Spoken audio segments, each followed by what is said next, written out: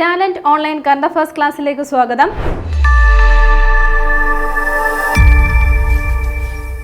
ഇന്ന് നമ്മൾ ചർച്ച ചെയ്യുന്നത് നവംബർ 17-18 തീയതികളിലെ ആനുകാലിക വിഷയങ്ങളാണ്. വരൂ ക്ലാസ്സിലേക്ക് കടക്കാം.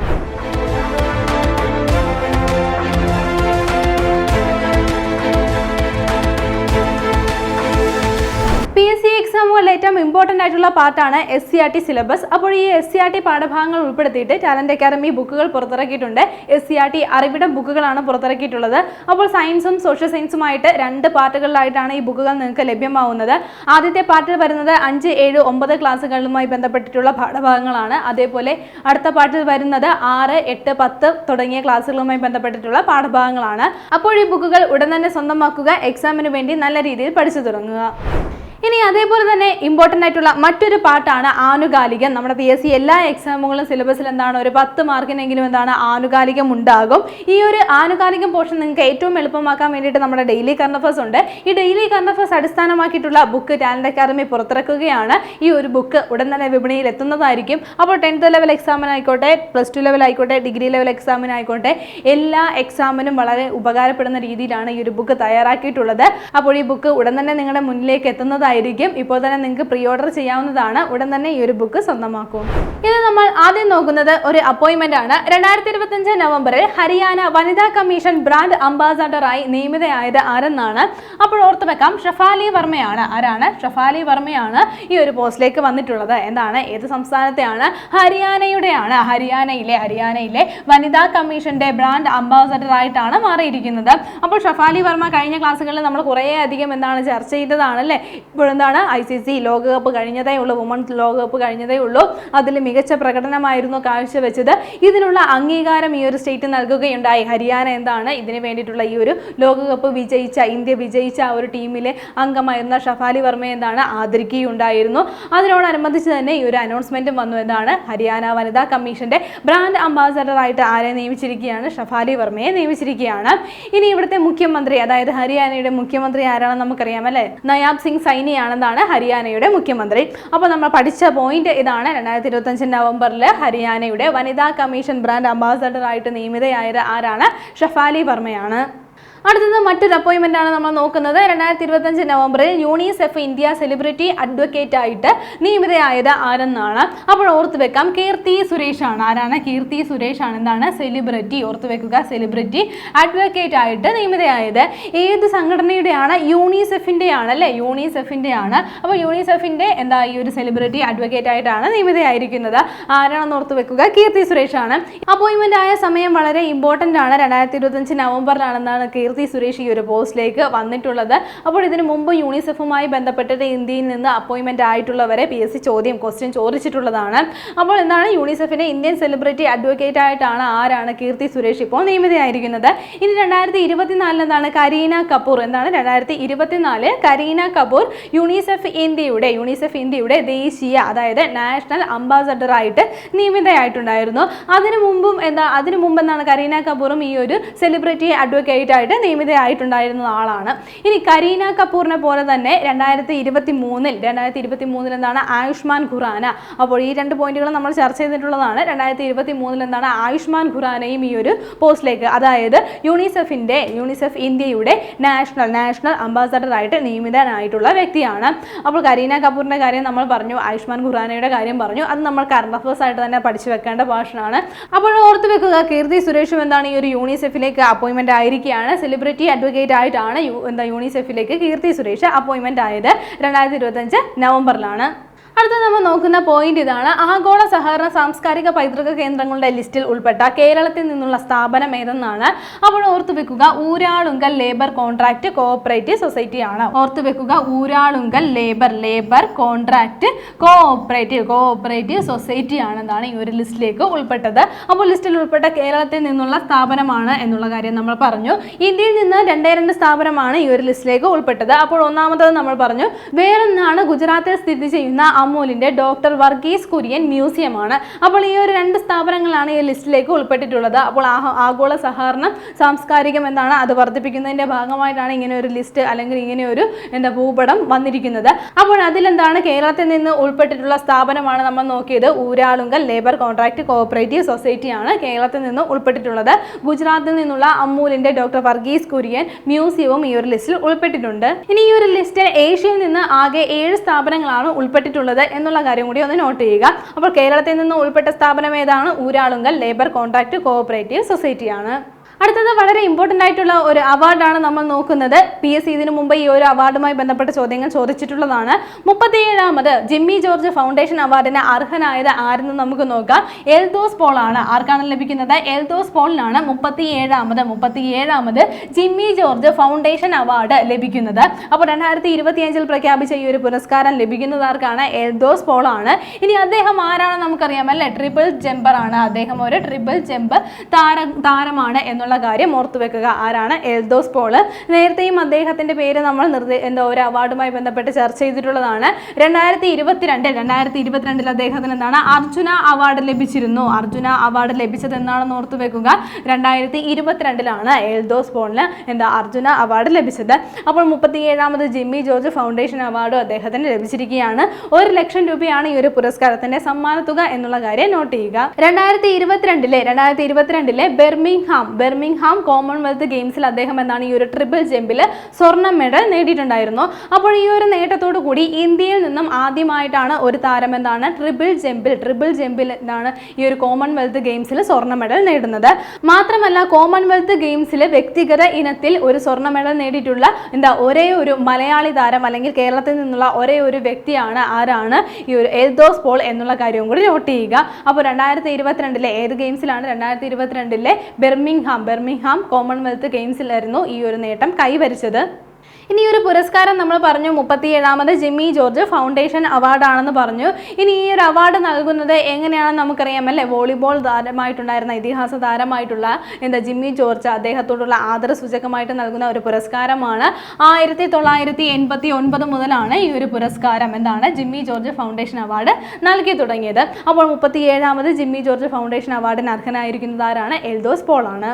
ഇനി മറ്റൊരു അവാർഡാണ് നമ്മൾ നോക്കുന്നത്. 2025 കേന്ദ്ര ഭവന നഗര കാര്യ വകുപ്പ് ഏർപ്പെടുത്തിയ city with best green transport initiative award നേടിയത് ഏതെന്നാണ്. അപ്പോൾ ഓർത്തു വെക്കുക, കൊച്ചി മെട്രോ റെയിൽ ലിമിറ്റഡ് ആണ് ഈ ഒരു അവാർഡ് നേടിയിരിക്കുന്നത്. ഏത് അവാർഡാണ്, ആരാണ് നൽകിയതെന്ന് നമ്മൾ പറഞ്ഞു. കേന്ദ്ര ഭവന നഗര കാര്യ വകുപ്പ് ഏർപ്പെടുത്തിയിട്ടുള്ള ഒരു അവാർഡാണ്. ആ നിരവധി അവാർഡുകളിലെ ഏത് അവാർഡാണ് കൊച്ചി മെട്രോയ്ക്ക് ലഭിച്ചത്? City with best green transport initiative അവാർഡാണ് ലഭിച്ചിരിക്കുന്നത്.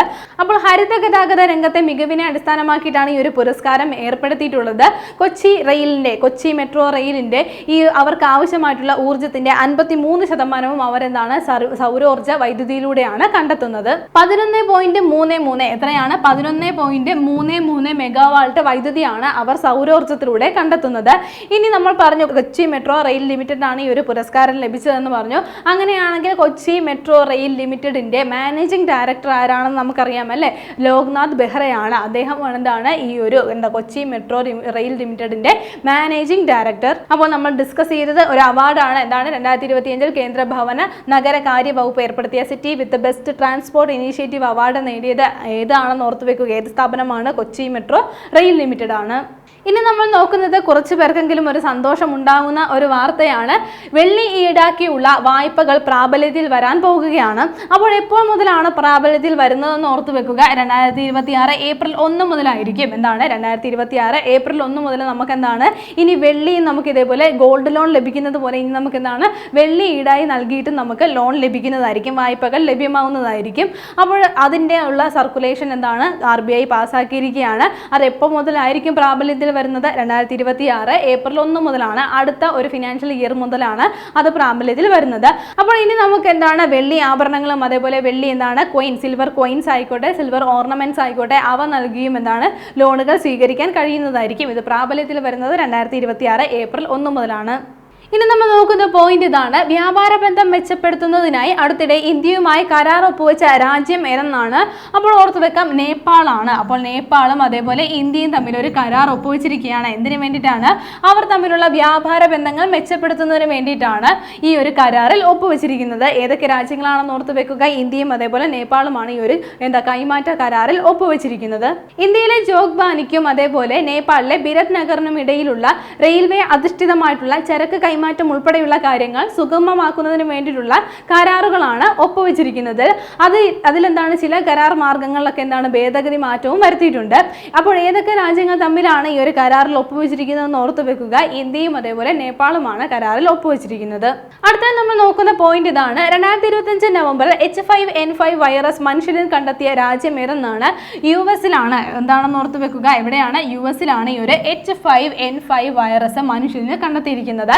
സാധാരണ പക്ഷികൾക്കും ഒക്കെ കണ്ടുവരുന്ന ഒരു ബാധയാണ്, അല്ലെങ്കിൽ ഒരു രോഗമാണ് H5N5 എന്നുള്ള ഈ ഒരു വൈറസ്. അത് മനുഷ്യരിൽ കണ്ടെത്തിയിരിക്കുകയാണ്. അപ്പോൾ ഏത് രാജ്യത്താണ് കണ്ടെത്തിയതെന്ന് ഓർത്തു വെക്കുക, US-ലാണ് കണ്ടെത്തിയിരിക്കുന്നത്. ഇനി നമ്മൾ നോക്കുന്ന പോയിന്റ് ഇതാണ്. BSF-ന്റെ ആദ്യത്തെ വനിതാ ഡ്രോൺ യൂണിറ്റ് സ്ഥാപിതമായിരിക്കുകയാണ്, അല്ലെങ്കിൽ രൂപീകരിച്ചിരിക്കുകയാണ്.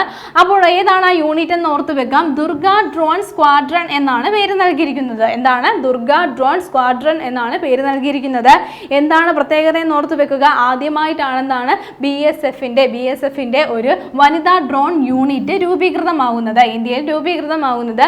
അപ്പോൾ ആ ഒരു യൂണിറ്റ് വളരെ ഇമ്പോർട്ടൻ്റ് ആണ്. യൂണിറ്റിന്റെ പേര് ഓർത്തു വെക്കുക, ദുർഗ ഡ്രോൺ സ്ക്വാഡ്രൺ എന്നാണ് പേര് നൽകിയിരിക്കുന്നത്. ഇനി ഒരു ഭാഗ്യചിഹ്നമാണ് നമ്മൾ നോക്കുന്നത്. ഒന്നല്ല, രണ്ട് ഭാഗ്യചിഹ്നങ്ങൾ നമുക്ക് പഠിക്കേണ്ടതുണ്ട്. ഖേലോ ഇന്ത്യ യൂണിവേഴ്സിറ്റി ഗെയിംസ് 2025ന്റെ ഭാഗ്യചിഹ്നങ്ങളാണ് നമ്മൾ നോക്കുന്നത്. അപ്പോൾ ഓർത്ത് വെക്കുക, ഹമ്മ അതേപോലെ ഹണി എന്ന് രണ്ട് ഭാഗ്യചിഹ്നങ്ങളാണ് വന്നിരിക്കുന്നത്. ഏത് മത്സരത്തിൻ്റെയാണെന്ന് ഓർത്ത് വെക്കുക, 2025 നടക്കുന്ന ഖേലോ ഇന്ത്യ യൂണിവേഴ്സിറ്റി ഗെയിംസിന്റെ ഭാഗ്യചിഹ്നങ്ങളാണ്.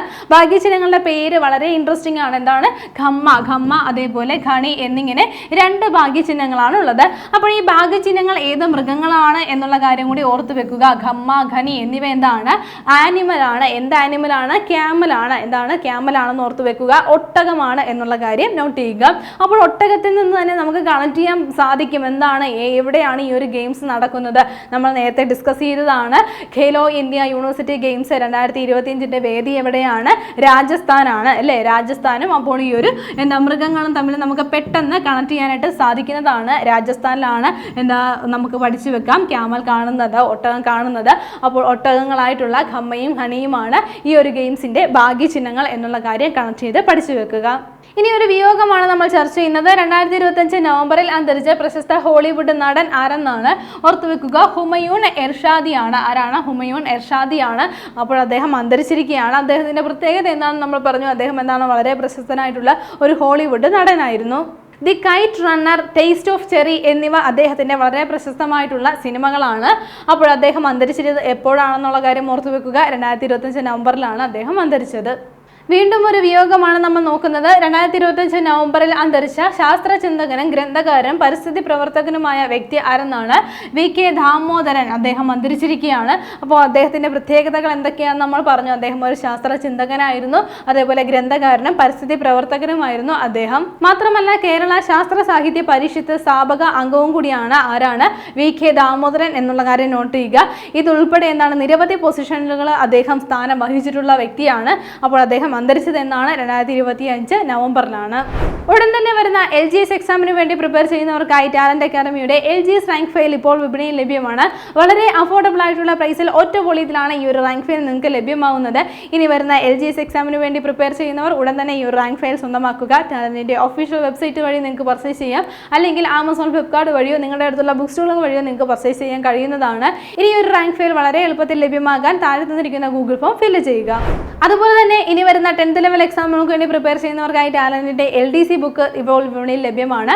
അപ്പോൾ ഈ ഒരു ബുക്കുകൾ 3 വോളിയത്തിലായിട്ടാണ് നിങ്ങൾക്ക് ലഭ്യമാകുന്നത്. 1600 രൂപയാണ് ബുക്കിന്റെ ഒറിജിനൽ പ്രൈസ് വരുന്നത്. 1500 രൂപയ്ക്ക് ഇപ്പോൾ നിങ്ങൾക്ക് സ്വന്തമാക്കാൻ കഴിയുന്നതാണ്. ഓഫർ പ്രൈസോട് കൂടി റാങ്ക് ഫയൽ സ്വന്തമാക്കാൻ താഴെ തന്നിരിക്കുന്ന ഗൂഗിൾ ഫോം ഫില്ല് ചെയ്യുക. ഇന്ന് നമ്മൾ നോക്കിയ പോയിന്റുകൾ ഒന്നുകൂടി നോക്കാം. ആദ്യം നമ്മൾ നോക്കിയത് അപ്പോയിന്റ്മെന്റുകളായിരുന്നു. 2025 നവംബറിൽ ഹരിയാന വനിതാ കമ്മീഷൻ ബ്രാൻഡ് അംബാസഡറായി നിയമിതയായത് ആരെന്ന് നമ്മൾ നോക്കി. ഷഫാലി വർമ്മയാണ് ഈ ഒരു പോസ്റ്റിലേക്ക് നിയമിതയായിട്ടുള്ളത്. അപ്പോൾ ഹരിയാന എന്താണ് ഷഫാലി വർമ്മയെ ആദരിച്ച കാര്യവും നമ്മൾ ഡിസ്കസ് ചെയ്തിട്ടുണ്ടായിരുന്നു. അത് കഴിഞ്ഞ് നമ്മൾ നോക്കിയത് 2025 നവംബറിൽ UNICEF India celebrity അഡ്വക്കേറ്റായി നിയമിതയായത് ആരെന്നാണ്. Keerthy Suresh ആണ് നിയമിതയായിരിക്കുന്നത്. 2024 കരീന കപൂറും അതേപോലെ 2023 ആയുഷ്മാൻ ഖുറാനയും എന്താണ് യൂണിസെഫ് ഇന്ത്യയുടെ നാഷണൽ അംബാസഡർ ആയിട്ട് നിയമിതരായവരാണ്. അതിനുശേഷം നമ്മൾ നോക്കിയ പോയിന്റ് ആഗോള സഹകരണ സാംസ്കാരിക പൈതൃക കേന്ദ്രങ്ങളുടെ ലിസ്റ്റിൽ ഉൾപ്പെട്ട കേരളത്തിൽ നിന്നുള്ള സ്ഥാപനം ഏതെന്നാണ്. അപ്പോൾ ഓർത്തു വെക്കുക, ഊരാളുങ്കൽ ലേബർ കോൺട്രാക്ട് കോഓപ്പറേറ്റീവ് സൊസൈറ്റിയാണ് ഈ ഒരു ലിസ്റ്റിലേക്ക് ഉൾപ്പെട്ടിട്ടുള്ളത്. അതേപോലെ ഇന്ത്യയിൽ നിന്ന് മറ്റൊരു സ്ഥാപനവും കൂടി ഈ ലിസ്റ്റിൽ ഉൾപ്പെട്ടിട്ടുള്ള ഗുജറാത്തിലെ അമൂലിന്റെ എന്താണ് ഡോക്ടർ വർഗീസ് കുര്യൻ മ്യൂസിയമാണ് ഉൾപ്പെട്ടിട്ടുള്ള മറ്റൊരു സ്ഥാപനം. അത് കഴിഞ്ഞ് നമ്മൾ നോക്കിയത് ഒരു പുരസ്കാരമായിരുന്നു. 37ാമത് ജിമ്മി ജോർജ് ഫൗണ്ടേഷൻ അവാർഡിന് അർഹനായത് ആരാണ്? എൽദോസ് പോൾ ആണ് എന്നുള്ള കാര്യം നോട്ട് ചെയ്യുക. 37ാമത് പുരസ്കാരം 2025 പ്രഖ്യാപിച്ചത്. അദ്ദേഹം ഒരു ട്രിപ്പിൾ ജമ്പ് താരമാണ് എന്നുള്ള കാര്യം ഓർത്തു വെക്കുക. 2022 അദ്ദേഹത്തിന് അർജുന അവാർഡ് ലഭിച്ചത്. ശേഷം നമ്മൾ നോക്കിയ പോയിന്റ് ഇതായിരുന്നു. 2025 കേന്ദ്ര ഭവന നഗരകാര്യ വകുപ്പ് ഏർപ്പെടുത്തിയ city with best green transport initiative award നേടിയത് ഏത് സ്ഥാപനമാണ്? കൊച്ചി മെട്രോ റെയിൽ ലിമിറ്റഡ് ആണ് ഈ ഒരു അവാർഡ് നേടിയിരിക്കുന്നത്. അപ്പോൾ ഹരിത സൗഹൃദമായിട്ടുള്ള ഹരിത ഗതാഗത രംഗത്തെ മികവിനെ അടിസ്ഥാനമാക്കിയിട്ടാണ് ഈ ഒരു പുരസ്കാരം ലഭിച്ചിട്ടുള്ളത്. ശേഷം നമ്മൾ നോക്കിയ മറ്റൊരു പോയിന്റ് ഇതായിരുന്നു. വെള്ളി ഈടാക്കിയുള്ള വായ്പകൾ പ്രാബല്യത്തിൽ വരികയാണ്. 2026 ഏപ്രിൽ 1 മുതലാണ് ഈ ഒരു വായ്പകൾ നമുക്ക് ലഭ്യമായി തുടങ്ങുന്നത്. ഇതിനു വേണ്ടിയിട്ടുള്ള സർക്കുലറൊക്കെ RBI പുറത്തിറക്കിയിരിക്കുകയാണ്. അത് കഴിഞ്ഞിട്ട് നമ്മൾ നോക്കിയ പോയിന്റ് വ്യാപാര ബന്ധം മെച്ചപ്പെടുത്തുന്നതിനായി അടുത്തിടെ ഇന്ത്യയുമായി കരാർ ഒപ്പുവെച്ച രാജ്യം ഏതെന്നാണ്? നേപ്പാളാണ്. അപ്പോൾ നേപ്പാളും ഇന്ത്യയും തമ്മിൽ ഒരു കൈമാറ്റ കരാറിൽ ഒപ്പുവെച്ചിരിക്കുകയാണ്. അപ്പോൾ ഗതാഗത മേഖലകളൊക്കെ റെയിൽ ഗതാഗത മേഖലകളൊക്കെ ഉൾപ്പെടെയുള്ള കാര്യങ്ങളൊക്കെ മെച്ചപ്പെടുത്തുന്നതിനുള്ള ഭേദഗതി ഉൾപ്പെടെയുള്ള കാര്യങ്ങളൊക്കെ ഈ ഒരു കരാറിൽ ഉണ്ട്. അത് കഴിഞ്ഞ് നമ്മൾ നോക്കിയ പോയിന്റ് 2025 നവംബറിൽ H5N5 വൈറസ് മനുഷ്യർ കണ്ടെത്തിയ രാജ്യം ഏതെന്നാണ്? US-ലാണ് ഈ ഒരു കണ്ടുപിടുത്തം വന്നിരിക്കുന്നത്. മനുഷ്യനിൽ ഈ ഒരു വൈറസ് സാധാരണ പക്ഷികളിൽ കാണുന്ന ഒരു വൈറസാണ് H5N5 വൈറസ്. അത് മനുഷ്യനിൽ കണ്ടെത്തിയിരിക്കുകയാണ്. പിന്നീട് നമ്മൾ നോക്കിയത് BSFന്റെ ആദ്യത്തെ വനിതാ ഡ്രോൺ യൂണിറ്റ് രൂപീകരിച്ചിരിക്കുകയാണ്. അപ്പോൾ അതിന്റെ പേര് നമ്മൾ നോക്കി ദുർഗ ഡ്രോൺ സ്ക്വാഡ്രൺ എന്നാണ് പേര് നൽകിയിരിക്കുന്നത്. അത് കഴിഞ്ഞ് നമ്മൾ നോക്കിയത് ഒരു ഭാഗ്യചിഹ്നമായിരുന്നു. ഖേലോ ഇന്ത്യ യൂണിവേഴ്സിറ്റി ഗെയിംസിന്റെ ഭാഗ്യചിഹ്നങ്ങളാണുള്ളത്. ഖമ്മ അതേപോലെ ഖണി എന്നീ 2 ഭാഗ്യചിഹ്നങ്ങളാണുള്ളത്. ഇവ ഒട്ടകമാണ് എന്നുള്ള കാര്യം ഓർത്തു വെക്കുക. ഇനി ഒരു മത്സരത്തിന്റെ വേദി എവിടെയാണ്? രാജസ്ഥാനാണ് 2025 ഈ ഒരു മത്സരത്തിന്റെ വേദിയായി വരുന്നത്. അത് കഴിഞ്ഞ് നമ്മൾ നോക്കിയത് ഒരു വിയോഗമായിരുന്നു. 2025 നവംബറിൽ അന്തരിച്ച പ്രശസ്ത ഹോളിവുഡ് നടൻ ആരെന്നാണ്? ഹുമയൂൺ എർഷാദിയാണ്. അപ്പോൾ അദ്ദേഹം അന്തരിച്ചിരിക്കുകയാണ്. എപ്പോഴാണ് അന്തരിച്ചത്? 2025 നവംബറിലാണ് അന്തരിച്ചത്.